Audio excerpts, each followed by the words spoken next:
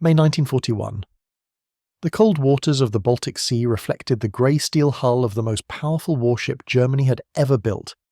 Bismarck, 50,000 tons of naval might, swung at anchor in Gottenhafen harbour as final preparations reached completion. Admiral Günther Lutyens stood on the bridge wing watching fuel hoses snake across the deck, delivering thousands of tons of precious oil that Germany could barely spare.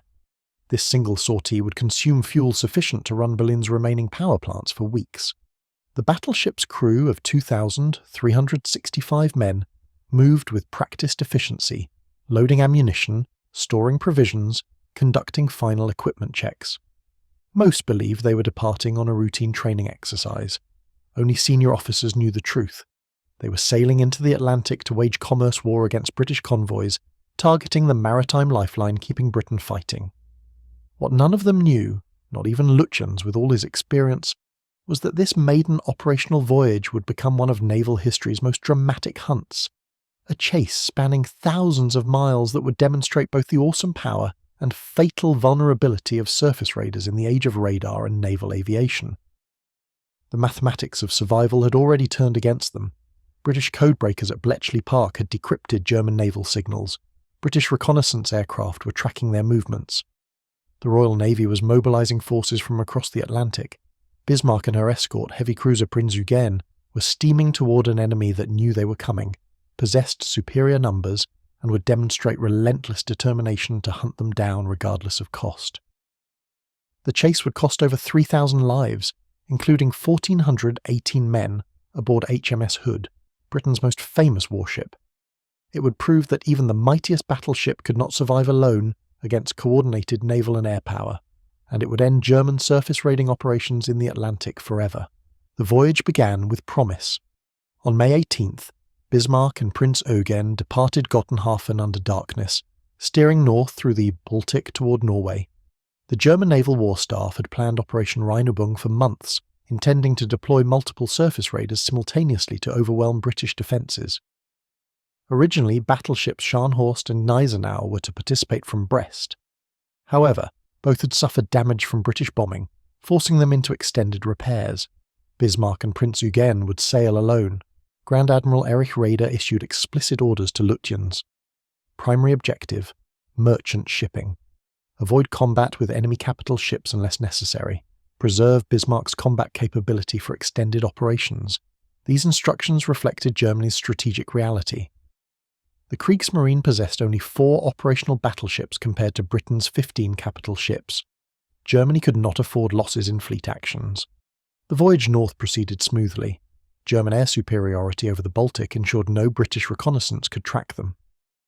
On May 19th, both ships anchored briefly in Grimstad Fjord near Bergen, Norway, refuelling from positioned tankers. This stop would prove catastrophic. British intelligence had suspected a major German operation based on increased radio traffic and agent reports from Sweden, where observers had spotted the task force passing through the Kattegat Strait. On May 21st, RAF reconnaissance Spitfires photographed Bismarck and Prince Eugen in Norwegian waters, confirming British suspicions. Admiral John Tovey, commanding the British Home Fleet from Scapa Flow, immediately ordered forces to intercept. The Royal Navy deployed every available ship. Battleship King George V and battlecruiser Hood would intercept in the Denmark Strait between Iceland and Greenland. Battleship Prince of Wales, still completing trials with civilian contractors aboard, was ordered to join Hood despite not being fully operational. Cruisers Norfolk and Suffolk were positioned to shadow any German ships entering the Atlantic. The forces converging on Bismarck represented Britain's determination to eliminate this threat at any cost. Lutyens departed Norway on May 21st, steaming northwest toward the Denmark Strait, the route offering the best chance to break into the Atlantic undetected. He knew British reconnaissance had spotted him in Norway. He expected pursuit. But German naval intelligence had assured him that most British capital ships were committed to Mediterranean operations or convoy protection. Lutyens believed he faced only light opposition. This miscalculation would prove fatal. On May 23rd, British cruisers Suffolk and Norfolk detected Bismarck and Prince Eugen entering the Denmark Strait. The cruisers, equipped with radar, shadowed the German ships through fog and snow, reporting positions continuously. Lutyens knew he was being tracked but could not shake his pursuers. British radar technology, which German intelligence had underestimated, allowed the cruisers to maintain contact even when visual observation was impossible. Through the night of May 23rd, the German task force steamed southwest, while British ships converged. Vice Admiral Lancelot Holland, commanding Hood and Prince of Wales, positioned his ships to intercept at dawn. At 0535 hours on May 24, lookouts on Hood spotted Bismarck and Prince Eugen 28,000 yards distant. Holland ordered his ships to increase speed to 28 knots, closing rapidly. The Battle of the Denmark Strait was about to begin. At 0552, Hood opened fire. Prince of Wales engaged Bismarck. The range was 25,000 yards, extreme distance where accuracy was difficult. Bismarck's first salvo fell short. Her second salvo straddled Hood, splashing shells on both sides. At 0555, Lutyens ordered both German ships to engage Hood, recognizing her as the greater threat. Bismarck's gunnery officer, Kapitänleutnant Adalbert Schneider, directed fire from the forward control station, adjusting aim based on shell splashes. The German fire was accurate, systematic, devastating. At 0600, Bismarck's fifth salvo struck Hood near the mainmast.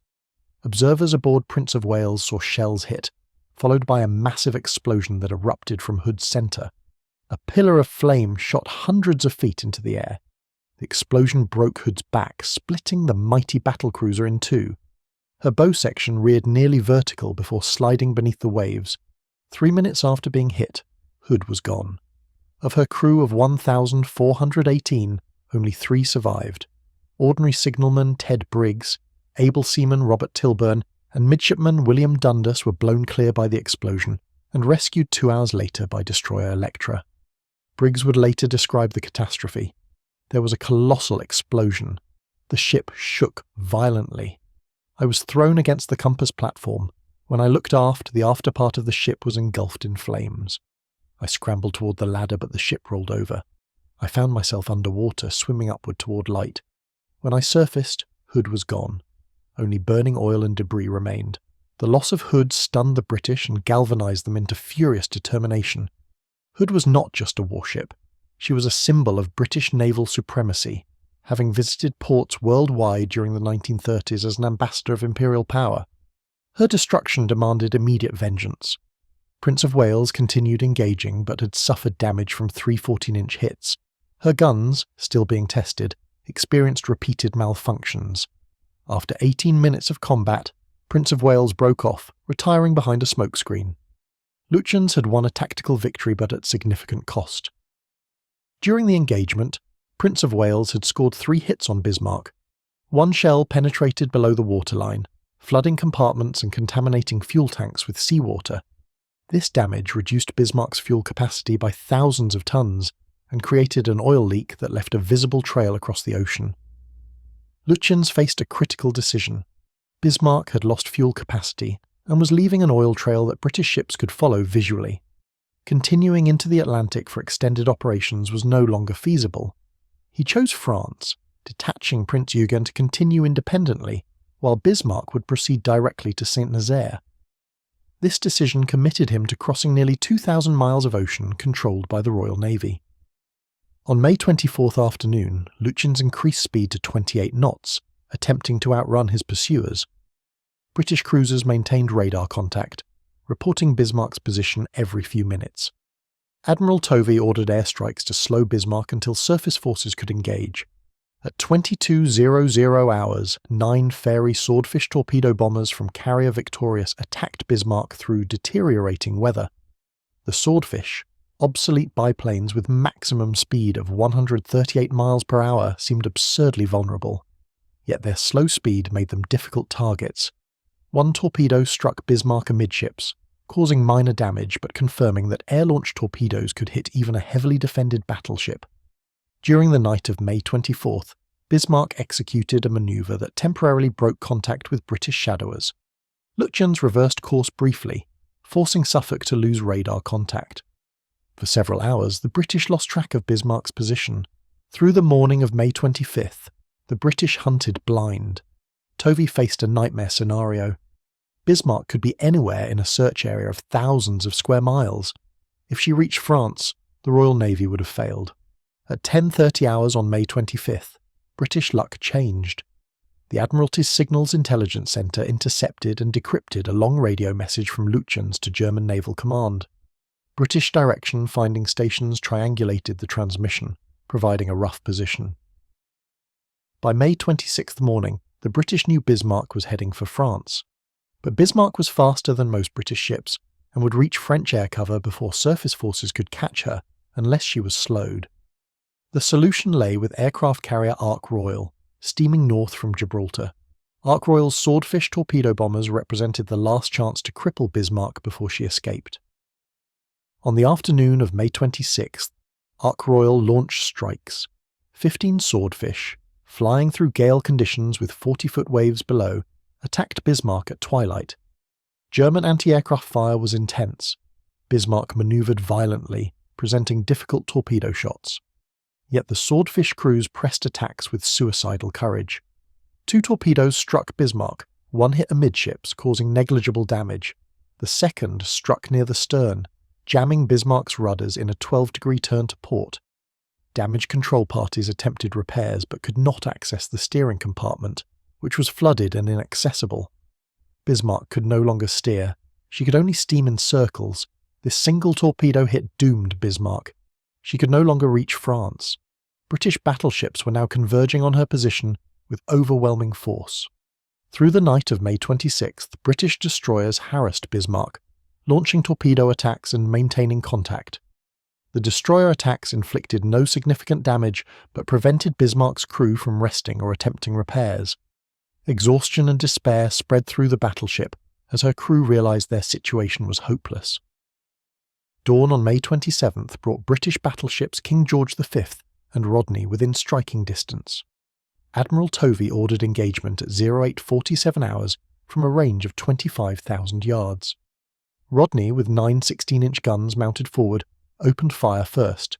King George V followed immediately with her 10 14-inch guns.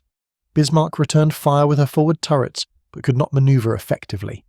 Her first salvos straddled Rodney, coming close to hitting, but at 09:02, a 16-inch shell from Rodney struck Bismarck's forward superstructure, destroying the main fire control director and killing most of the senior officers, including gunnery officer Schneider. By 09:15, both British battleships were firing at will from decreasing ranges, pouring shells into Bismarck at a rate she could not match. Heavy cruisers Norfolk and Dorsetshire joined the bombardment with their 8-inch guns. Bismarck's forward turrets fell silent after direct hits destroyed them. Her after-turrets continued firing intermittently, but could not stem the deluge of shells destroying her superstructure. By 10:00 hours, Bismarck was a burning wreck. Her guns had ceased firing. Her superstructure was demolished. Fires raged throughout the ship. Yet she remained afloat, her heavy armour preventing the shells from penetrating to her vitals. Tovey, running low on fuel and concerned about U-boat threats, ordered Dorsetshire to torpedo the wreck and finish her. Dorsetshire fired 3 torpedoes into Bismarck's starboard side, then circled and fired another into her port side. Survivors later reported that German damage control parties were already opening seacocks to scuttle the ship, preventing her capture. At 10:39 hours on May 27, 1941, Bismarck capsized and sank. Of her crew of 2,365, only 116 survived. Dorsetshire and destroyer Maori rescued survivors until reports of a possible U-boat contact caused them to cease rescue operations and withdraw. The destruction was complete. Britain had hunted Bismarck across 2,000 miles of ocean, involving dozens of warships, multiple aircraft carriers, and hundreds of aircraft. The cost was high. HMS Hood destroyed with nearly all hands, multiple ships damaged, but the strategic result was decisive. Germany's attempt to wage surface commerce war in the Atlantic had failed catastrophically. After Bismarck's loss, Hitler forbade further Atlantic sorties by capital ships. Tirpitz, Bismarck's sister ship, would spend the war hiding in Norwegian fjords, threatening but never again venturing into open ocean. The Atlantic belonged to the Allies. Historical analysis has debated whether Bismarck was sunk by British shells and torpedoes or scuttled by her own crew. Expeditions to the wreck beginning in 1989 found evidence supporting both. Most historians conclude that British gunfire and torpedoes inflicted fatal damage that would have sunk Bismarck eventually, but the crew's scuttling hastened her end. What remains undisputed is the human cost and strategic impact. Operation Rheinübung demonstrated that surface raiders, no matter how powerful, could not survive against coordinated naval and air opposition. Radar allowed British ships to track Bismarck through weather that would have permitted escape in previous eras. Aircraft carriers provided strike capability that could cripple battleships hundreds of miles from surface forces. For Germany, the lesson was bitter. Surface raiders could not win the Atlantic battle. Only U-boats offered any hope of disrupting Allied convoys. The Kriegsmarine's heavy ships became expensive liabilities, consuming resources while contributing nothing to victory. Bismarck's voyage lasted 9 days. In that brief span, she sank the pride of the Royal Navy and demonstrated devastating firepower. But she also revealed the fatal weaknesses of surface warfare in an age of radar and aviation. The survivors carried memories of horror and loss. Ted Briggs, who survived Hood's destruction, spent the rest of his life honouring the 1,415 men who died with his ship. German survivors from Bismarck faced different challenges. Captured and imprisoned for the war's duration, they returned to a defeated Germany, where their ship's brief glory had long been overshadowed by total defeat. Operation Rheinübung entered history as a cautionary tale of strategic overreach, tactical brilliance undone by technological reality, and human courage displayed on both sides in a struggle that neither could win. Bismarck's legacy endures not as a symbol of German naval power, but as proof that in modern warfare, no ship and no crew, regardless of size or skill, could stand alone against coordinated forces possessing superior intelligence, numbers, and determination. The cold waters of the Atlantic claimed Bismarck on May 27, 1941, ending the Kriegsmarine's dreams of surface dominance and confirming Britain's control of the sea lanes that would carry victory.